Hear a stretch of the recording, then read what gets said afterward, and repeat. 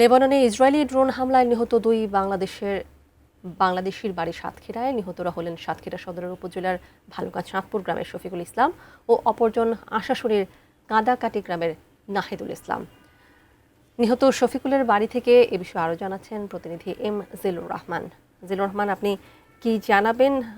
নিহতদের লাশ আসলে কবে নাগাদ দেশে ফিরতে পারে, কি জেনেছেন একটু জানাবেন।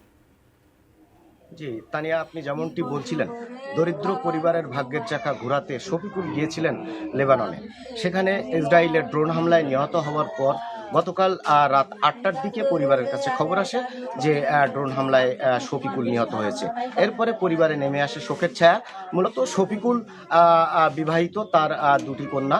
শফিকুল একা ভাই ছিলেন এবং তার 3টি বোন।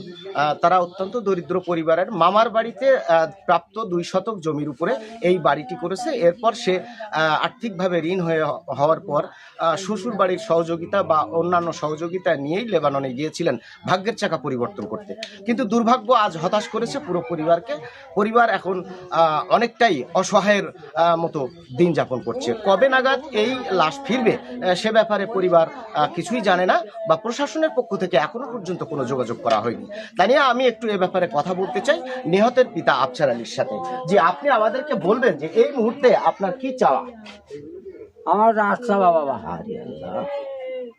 জি আর কি যাবো বলতে রাস, আমার রাস বাড়ি চলে আসুক, রাস বাড়ি চলে আসুক, আর কি যাবো আমি, আর কি যাবো। 10 লাখ টাকা ঋণ করে আমার বাপ কি বলিয়েছে, 10 লাখ টাকা।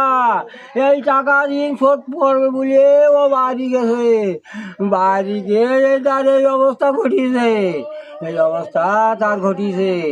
এখন বললো যে আমি ঋণ শোধ করবো, টাকা কিসিমে বাড়াবো। জি ধন্যবাদ। হ্যাঁ তানিয়া, যেমনটি বলছিলেন, দরিদ্র পরিবারের একমাত্র সহায় সম্বল পিতা একেবারে অসহায় হয়ে পড়েছেন। আপনি দেখছেন আমার পেছনেই রয়েছে তার স্ত্রী এবং কন্যারা। এছাড়া এলাকাবাসীও এখানে স্বজনদের আহাজারিতে ভরে উঠেছে। তো এই ছিল সাতক্ষীরা থেকে আমার কাছে সর্বশেষ খবর। তানিয়া।